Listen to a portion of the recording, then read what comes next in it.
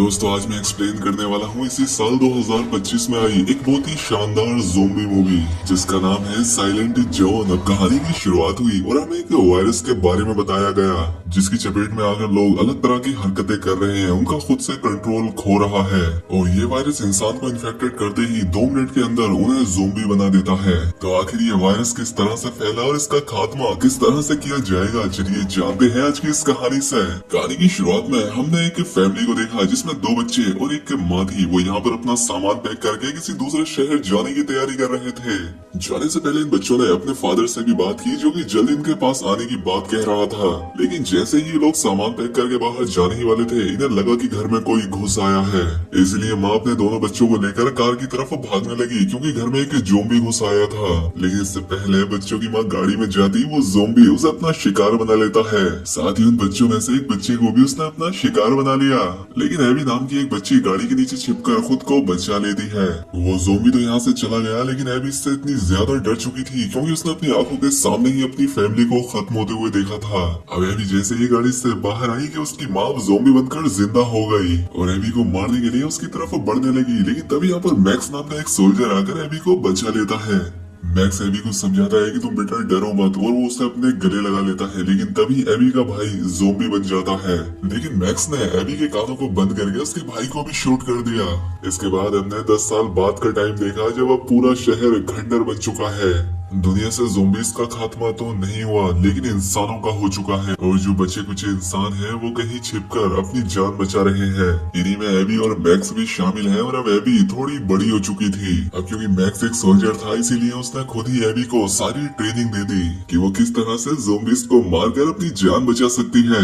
तो इसीलिए max AB का निशाना कितना अच्छा है उससे एक जानवर का शिकार करने को कहता है।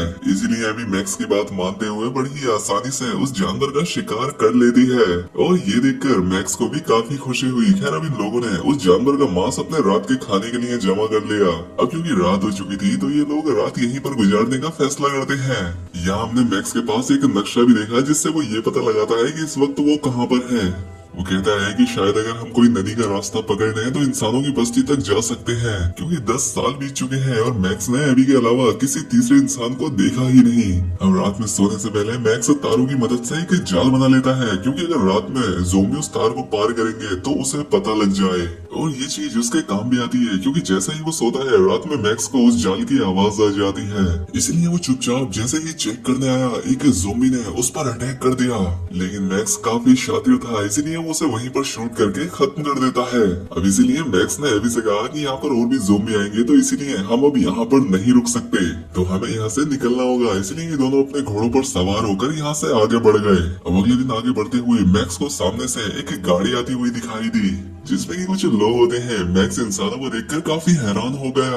एबी अपनी स्नाइपर तान कर खड़ी हो गई कि कहीं वो लोग इन पर अटैक न कर दें, लेकिन तभी उन गाड़ी वालों के पास एक ज़ोंबी आ गया। मैक्स के मना करने पर भी एबी ने उस ज़ोंबी को शूट करने की कोशिश कर दी, लेकिन निशाना चूकने की वजह से वो गोली उस ज़ोंबी के बजाय उसे इंसान को जाकर लग गई।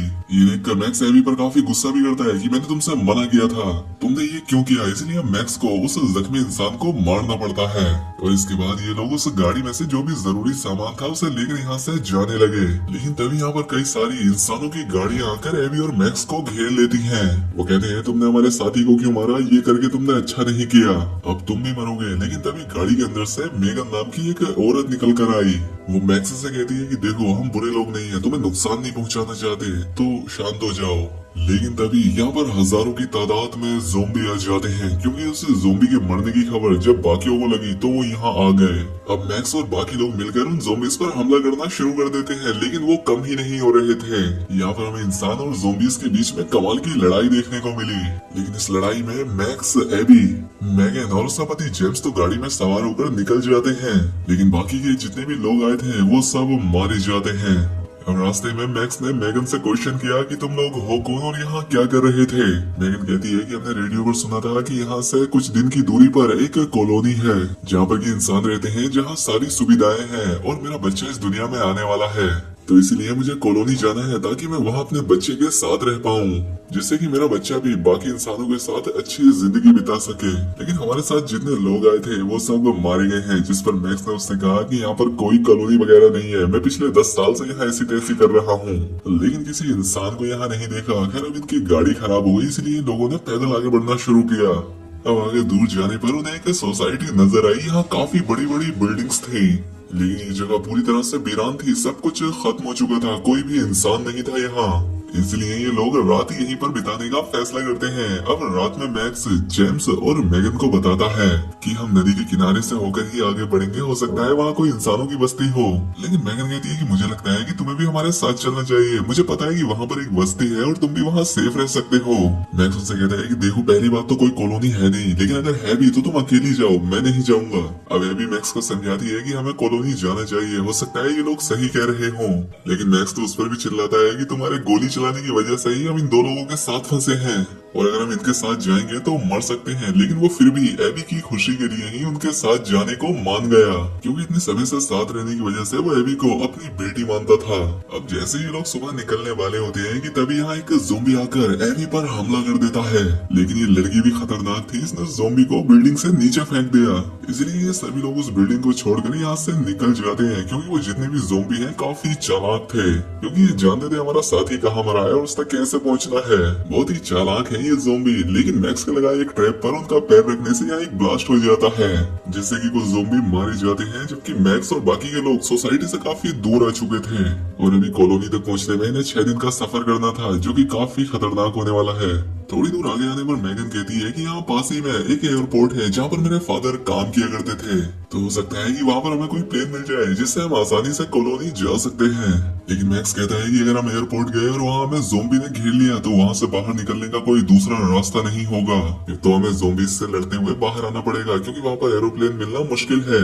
लेकिन एबी कहती है कि हमें कोशिश तो करनी ही चाहिए, अगर हमने ये रिस्क ले लिया और हमारा काम बन गया तो हमारी जान भी तो बच जाएगी ना। अब मैक्स के पास भी दूसरा कोई रास्ता नहीं होता, क्योंकि ये 3 लोग उसका दिमाग खा रहे थे, तो वो भी हाँ कह देता है। जिसके बाद ये लोग एयरपोर्ट आ गए, लेकिन यहाँ पर कोई भी एरोप्लेन मौजूद नहीं था।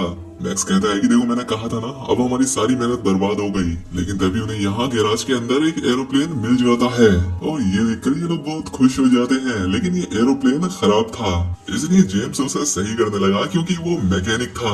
जब तक कि वो इस प्लेन को ठीक कर रहा था तब तक एबी और मैक्स आसपास कोई काम की चीजें ढूंढने चले गए। तभी मैक्स को दूरबीन से सैकड़ों ज़ोंबी आते हुए दिखाई देते हैं, जिनको यहाँ तक आने में कुछ ही मिनट का वक्त लगेगा। इसलिए वो जल्दी से जाकर जेम्स से कहता है कि जल्दी से प्लेन ठीक करो, वरना सब लोग मारे जाएंगे, क्योंकि यहाँ से बाहर निकलने का रन भी उसी तरफ है जहाँ से वो ज़ोंबी आ रहे हैं।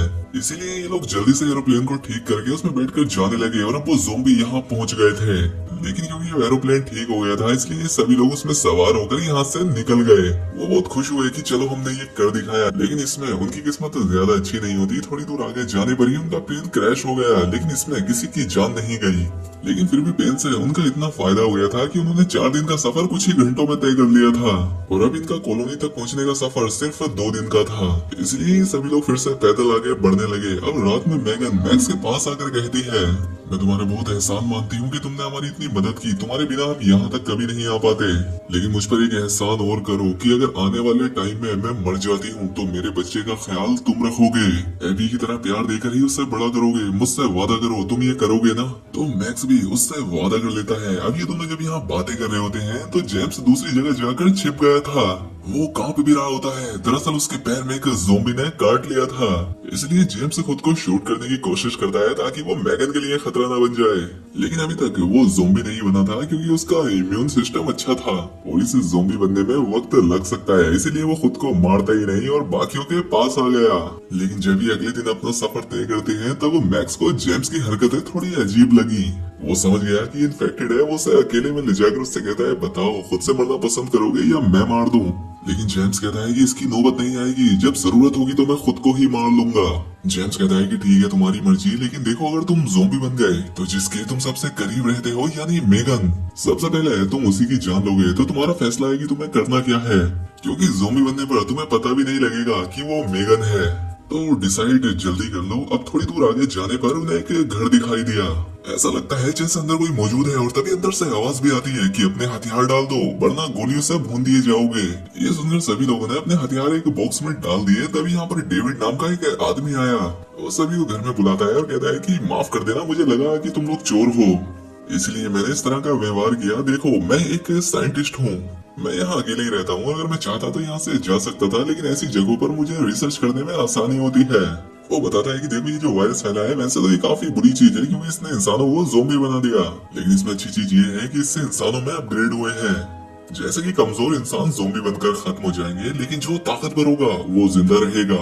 उसकी बातें यहाँ पर इन सभी को अजीब भी लगती है कि अबे बड़ा सल की आदमी है, ऐसा लग रहा है जैसे ये वायरस इसी ने हवा में फैला दिया है ताकि ये सभी लोगों को मिटा सके। अब इससे पहले ये लोग आगे सोच पाते, इससे पहले ही वो सभी बेहोश हो गए क्योंकि जो जूस डेविड ने इन लोगों को पीने दिया था उसमें नशे की दवाई मिली हुई थी। सिर्फ जेम्स इन्फेक्टेड नहीं होता क्योंकि उसने वो जूस नहीं पिया था, लेकिन अब उस पर उस इन्फेक्शन का असर बहुत तेजी से हो रहा था। इन वजह से ये डेविड पर हमला करने की कोशिश करता है कि डेविड के पास एक डिवाइस था, उसमें से कुछ फ्रीक्वेंसी निकलती है जो कि जेम्स को वहीं रोक देती है। डेविड ने कहा कि ये डिवाइस मैंने सालों की मेहनत के बाद बनाया है, जिससे मैं दुनिया में कहीं भी जा सकता हूँ और ज़ोंबी मेरा कुछ नहीं बिगाड़ पाएंगे।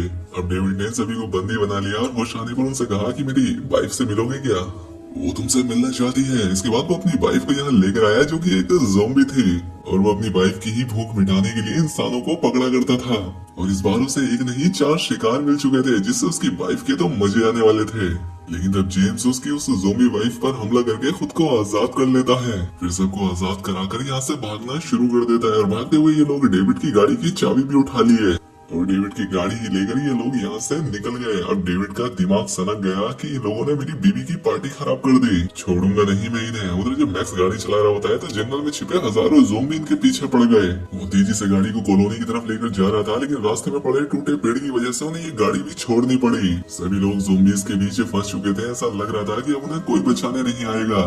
तब जेम्स कहता है कि तुम सब लोग जाओ, मैं तो वैसे भी इन्फेक्टेड हूँ, मैं इन ज़ोंबीज को संभालूंगा, इससे तुम्हें भागने का टाइम मिल जाएगा। लेकिन मेगन उसे छोड़ना नहीं चाहती थी, लेकिन जेम्स उसे समझाता है कि मेरी जान तुम्हें हमारे बच्चे के लिए जिंदा रहना होगा, तो इसलिए तुम मुझे जाने दो और मेरे बच्चे से कहना उसके पापा उससे बहुत प्यार करते थे। इसके बाद जेम्स ज़ोंबी के बीच कूद पड़ा और बड़ी बहादुरी से उनका सामना करने लगा। तब तक ये सभी लोग कॉलोनी की तरफ पहुंच जाते हैं। वहीं जेम्स को भी अब एक ज़ोंबी ने आकर निपटा दिया था, लेकिन जेम्स की मेहनत काम आ गई थी क्योंकि अब मेगन और बाकी लोग कॉलोनी तक पहुंच गए थे जो कि नदी के बीच में कई सारी बड़ी बड़ी नावों को मिलाकर बनाई गई थी। इसलिए कॉलोनी के लोगों ने उन लोगों के पीछे जो ज़ोंबी पड़े थे उन पर गोलियां चलाकर उन्हें अंदर ले आते हैं। अब कॉलोनी में आने के बाद मेगन की डिलीवरी का वक्त हो गया था, इसलिए एक औरत ने यहाँ उसकी मदद भी की ताकि वो बच्चे को जन्म दे पाए। अगली सुबह डेविड मैक्स और बाकी लोगों का पीछा करते हुए उस कॉलोनी तक भी आ गया जहाँ पर कि उसे कई सारे ज़ोंबीज मरे हुए दिखे। ये देखकर वो कहता है कि इन लोगों को क्या लगता है ये लोग अपनी किस्मत बदल सकते हैं? ऐसा बिल्कुल नहीं हो सकता। मैं सभी इंसानों को दिखा दूंगा कि वो ज़ोंबी के सामने कुछ नहीं है। यानी कि ये कुछ बड़ा हरामीपन करने वाला था। वहीं मेगन ने एक बच्चे को जन्म दे दिया था।